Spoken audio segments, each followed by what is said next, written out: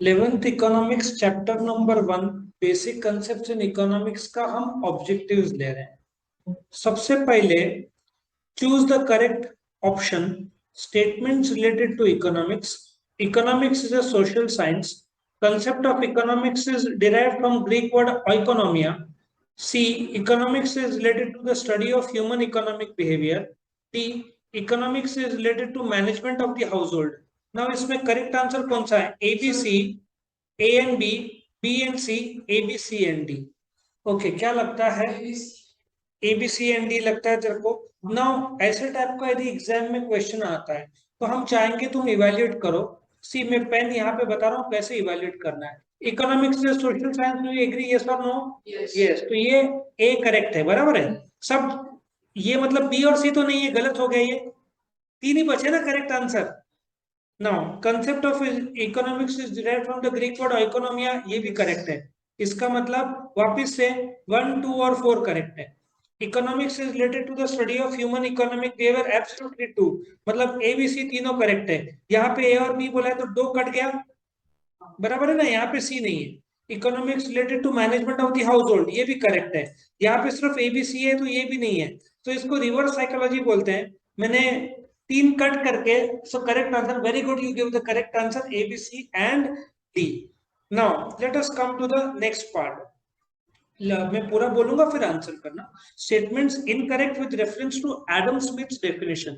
Adam Smith is a classical economist. Wealth of Nations is authored by Adam Smith.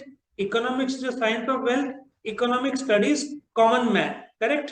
So let us सी, तुमको क्या लगता है? Now इसमें इन लोगों ने इनकरेक्ट बोला है, ठीक है। So Adam Smith is a classical economist. Now Adam Smith was born in the year 1723। He died in 1790। उन्होंने एक बुक लिखा था 1776 में, वेल्थ ऑफ नेशंस, जो कि पहली टेक्स्ट बुक ऑफ इकोनॉमिक्स मानी जाती है। So he is regarded as a classical economist. This statement is true, correct. Now wealth of nations 1776 को उन्होंने पब्लिश की थी। Economics is a science of wealth, ये भी उन्होंने पब्लिश की थी। कॉमन मैन के बारे में उन्होंने कुछ बोला नहीं था। सो एक्चुअली इनकरेक्ट टी है, मतलब एबीसी करेक्ट है। सो इसका मतलब एबीसी ये करेक्ट नहीं, इनकरेक्ट बोला है। तो ये गलत होता है, ये गलत होता है, सिर्फ एक ही इनकरेक्ट है which is D. So therefore incorrect का आंसर टी है। सो यदि उन लोगों ने बोला होता कि करेक्ट बोलो तो ए बी और सी, यदि इनकरेक्ट के बजाय मैं इन दो को ढक देता हूं, so correct answer would have been 2। देखो, दो लेटर से उन्होंने आंसर चेंज कर दिया। समझ में आया दिमाग कैसे लगाना है एग्जाम में? So correct A B C, but मैंने उसको अभी ओरिजिनल फॉर्म में लेकर आओ। कौन सा है इनकरेक्ट? सो एक ही है, so D is the correct. Clear हुआ सबका? Now let us go to the next part, number 3। Key points in Lionel Robbins definition. A, wants are unlimited, means are limited, wants are not gradable, means have alternative uses. A and B, B and C, A, B and D, A, B, C and D. Now, Lionel Robbins ने 1932 में एक book लिखी थी, nature and significance of economic science. उसमें उन्होंने definition दिया था। क्या डेफिनेशन था? Economics is a science which studies human behaviour as a relationship between ends and scalps which have alternative uses. ये उनका डेफिनेशन था। तो अभी चेक करते हैं क्या बोला है। उन्होंने कहा था ना, वांट्स आर अनलिमिटेड। सिर्फ लायनल रॉबिन डेफिनेशन में वांट्स को क्या बोला था? एंड्स बोला था, ठीक है ना। लायनल रॉबिन्स के डेफिनेशन में वांट्स शब्द नहीं यूज किया था। Economics is science studies human relationship as the relationship between ends and ends बोला था। सो उन्होंने वांट्स को एंड्स शब्द बोला था, लेकिन ये स्टेटमेंट करेक्ट है। मींस आर लिमिटेड, ये भी करेक्ट है। Wants are gradable, not gradable, so ये इनकरेक्ट है।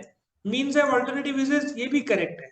सो की पॉइंट इन लाइन 11 ए और बी, ये गलत होता है क्योंकि ए बी एंड डी है, बी और सी भी नहीं है, चारों के चारों नहीं है। सो करेक्ट आंसर क्या होगा? A B and D. सब लोग क्लियर हुआ? तुमको डेफिनेशन पता होना चाहिए, तब जाकर तुम इसके ऑब्जेक्टिव्स अटेम्प्ट करोगे। चौथा, स्टेटमेंट्स रिलेटेड टू वेल्थ। याद है characteristics of wealth, classification of wealth जो है। पहले तो क्या बोला है? वेल्थ को डिफाइन किया है, means anything which is a market value and can be exchange for money. It is external to human being. Wealth has no utility. Wealth is scarce and exchangeable. A, B, and D A C and D, B C and D, none of the above. बोलो क्या लगता है तुमको? Statement related to wealth. Now come to A part. Wealth means anything which has a market value and can be exchanged for price या money चलेगा। सो ये correct है। मैंने बताया था लता मंगेशकर की आवाज या अरिजीत सिंह की आवाज शरीर के अंदर है, internal to human being count नहीं होता। क्या काउंट होता है? External to human being. So ये भी करेक्ट है। Wealth has no utility, false है, क्योंकि यदि यूटिलिटी नहीं है तो वो वेल्थ नहीं हो सकता। और आखिरी wealth is scarce and exchangeable, तो ये करेक्ट है। तो कौन से स्टेटमेंट करेक्ट है? A, B and D. So therefore answer will be 1। Logic समझ में आ रहा है? कैसे इंटरप्रेट करोगे तुम लोग? यस और no? Okay, so let us go to the next part. Fifth, aspects considered in national income. इसका मैंने अलग से वीडियो बनाया है ना? Final goods and services are included in national income. Produce goods and services in a financial year included in national income. Double counting is avoided. Value is considered as per market price. Now actually क्या हुआ है, थोड़ा double counting ये सब 12th standard में है, but let me explain.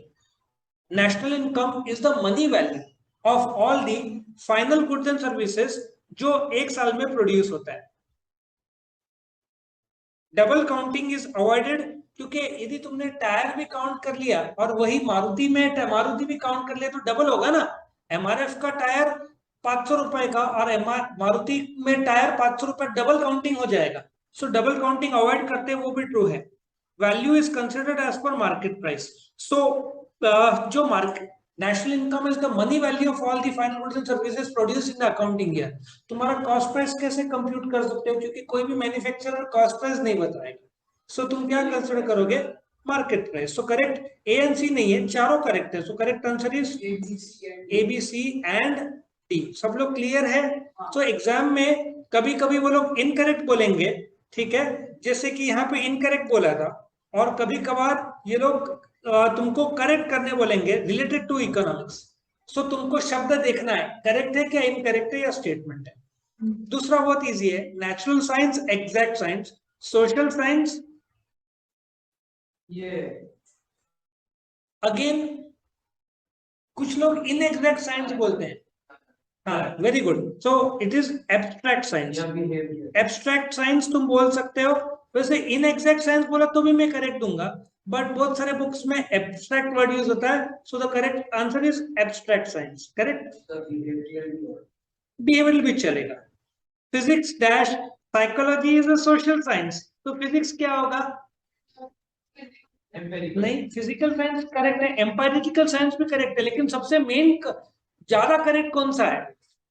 Natural science. So natural science is the closest to the answer. तुम्हारा answer पूरे तरीके से गलत नहीं है, but natural science proper word है। अर्थशास्त्र कौटिल्य मतलब चाणक्य। वेल्थ ऑफ नेशंस अभी तो आया था, एडम स्मिथ। कब उसने लिखा था? 1776 को। बुक का नाम क्या था? Adam Smith. और उनका जन्म कब हुआ था एडम स्मिथ का? 1723। कब डेथ हुई थी? 1790। स्कॉटिश इकोनॉमिस्ट, ठीक है। Fourth, necessity dash comforts washing machine, तो नेसेसिटी क्या होगा? देखो, कंफर्ट्स का एग्जांपल वॉशिंग मशीन है, तो नेसेसिटी का एग्जांपल क्या होगा? फूड। फ्री गुड्स में वैल्यू इन यूज है, तो इकोनॉमिक गुड्स में क्या होगा? वैल्यू इन एक्सचेंज होगा। सिंपल सा, इकोनॉमिक गुड्स है जिसकी कीमत है, जिसकी एक्सचेंजेबिलिटी है। फ्री गुड्स में क्या है? हवा पानी, यूज है बट कीमत नहीं है। तो वैल्यू इन एक्सचेंज तुम्हारा ये रहेगा फिफ्थ का आंसर। क्लियर हुआ सबका? ये सब नो? ओके, सो ये पार्ट तुम्हारा जो है कंप्लीट द कोरिलेशन, ये एग्जाम में आ सकता है। ये सबसे ध्यान से identify and explain the concepts from the given illustration. My father purchased a two wheeler vehicle, this helps to fulfil my travel needs. और फिफ्थ क्वेश्चन जो है ना, हाँ, यही हमें पेपर पैटर्न में दिया हुआ है, तो आने दो ना, कोई बात नहीं। You tell me correct answer क्या लग रहा है तुमको? My father purchased. Now simple सी बात है, उन्होंने गाड़ी क्यों खरीदा? क्योंकि उनकी जरूरतें थे। So do you agree the correct answer is wants, ठीक है। लेकिन माय फादर सिंगल बोला है, सो इसको और डीपर जाके हम इंडिविजुअल वांट्स भी बोल सकते हैं। कलेक्टिव वांट्स भी था ना अपने इसमें टाइप्स ऑफ इसमें क्लासिफिकेशन में। सो तो correct answer is individual wants. सिर्फ वांट बोला तो मैंने राइट दे दिया होता, but good teacher might give you wrong. So best answer is individual want. A study of the annual income of the family of Ramesh. Ramesh जो है इंसान, उसके फैमिली का एनुअल इनकम ना। बच्चे अक्सर गलती क्या करते हैं, एनुअल इनकम बोला तो वो लोग नेशनल इनकम बोल देते हैं, but national income is the money value of the income of a nation. ये एक फैमिली का इनकम है। Do you agree? सो पहली बात तो टेल मी, माइक्रो इकोनॉमिक्स में इंडिविजुअल और ग्रुप ऑफ इंडिविजुअल को हाउस होल्ड बोलते हैं, ठीक है। सो ये एनुअल इनकम यदि एक फैमिली का है, एक मतलब माइक्रो, और माइक्रो इकोनॉमिक्स में डिमांड है, सप्लाई है, ठीक है, प्राइसिंग है और इनकम है, तो ये माइक्रो इकोनॉमिक्स का एक वेरिएबल है। अलग अलग वेरिएबल क्या है, demand, supply, pricing.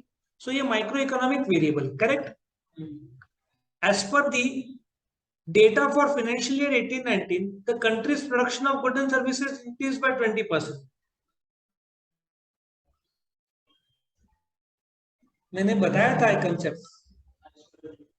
C, as per the data of financial year 18-19, country मतलब सीधा बात है, तुम मैक्रो की बात कर रहे हो और तुम गुड्स एंड सर्विसेज की बात कर रहे हो, मतलब आउटपुट की बात कर रहे हो, और आउटपुट है देश का तो नेशनल इनकम। नेशनल इनकम, लेकिन नेशनल इनकम में कौन सा concept, economic growth. Economic growth क्या है, rise in the output and the per capita income. So national income से करेक्ट ज्यादा वर्ड तुम लिखोगे इधर इकोनॉमिक ग्रोथ। क्यों? क्योंकि देश का आउटपुट यदि बढ़ा और पर कैपिटा इनकम बढ़ा, सो टेक्निकल भाषा में इकोनॉमिक ग्रोथ हो रहा है ना, परसेंटेज दिया है। और क्वालिटी ऑफ लाइफ बोला होता तो अपन ने इकोनॉमिक डेवलपमेंट बोला। समझ में आ रहा है? Okay, let us go to the next. Karuna's mother saves rupees 1000 every month out of her given salary. मैंने बताया था, consumption is that part of income which is spend, savings is that part of income which is not spend. तो उसकी माताजी ने 1000 रुपए save किया ना इनकम में से, तो क्या माना जाएगा वो, सेविंग्स। सेविंग्स माना जाएगा। और वही सेव्स के बजाय उन्होंने बोला होता स्पेंड, तो तुमने लिखा होता कंजम्पशन। और बोला होता बॉट मशीनरी, तो तुमने लिखा होता इन्वेस्टमेंट। एक्सपेंस इकोनॉमिक्स में वर्ड नहीं यूज होगा, कंजम्पशन वर्ड यूज होगा। वैसे एक्सपेंसेस गलत नहीं है, लेकिन उसकी माताजी ने सेव किया है, और इकोनॉमिक्स में वर्ड कंजम्पशन यूज होता है, एक्सपेंसेस नहीं। करेक्ट। कंजम्पशन क्या है, expenditure made for the fulfilment of want is called consumption. Accounts में वही एक्सपेंसेस वर्ड यूज करेंगे, अकाउंट्स में तुम ये वर्ड नहीं यूज करोगे। Ram's father utilised his provident fund amount to set up grocery store. Simple सा लॉजिक है, प्रोविडेंट फंड का पैसा निकाला, उसमें ग्रोसरी स्टोर में उन्होंने पैसा लगाया। अब क्यों पैसा लगाया, उनका नियत क्या था, प्रॉफिट। प्रॉफिट कैसा आएगा, इन्वेस्टमेंट करके, तो ये इन्वेस्टमेंट हुआ ना। सो the correct answer is investment. Provident fund का पैसा निकाल लिया।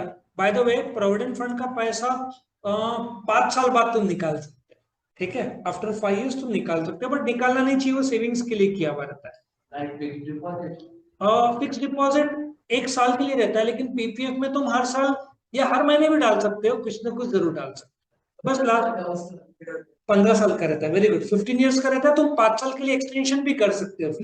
लेकिन 1978 मोरारजी देसाई ने शुरू किया था, बहुत बढ़िया स्कीम है।